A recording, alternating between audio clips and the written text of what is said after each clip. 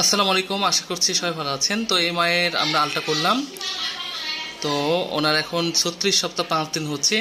এই মাসের 24 তারিখে ডেট আছে, 24/8/2025 আর কি। আর হার্টবিট দেখতে পাচ্ছেন 131।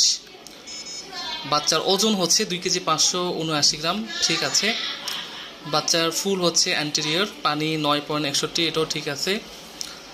আর এখানে বাচ্চাটা আপনি দেখেন যে এই যে এখানে এটা 2 পা, এটা একটা পা, এটা একটা পা, মানে ফিমোরাল লেন্থ, দুই ফিমারের মাঝখানেই আমরা বাচ্চা দেখি। তো এটা ইনশাল্লাহ মেয়ে বাবু হবে আর কি, কনফার্ম।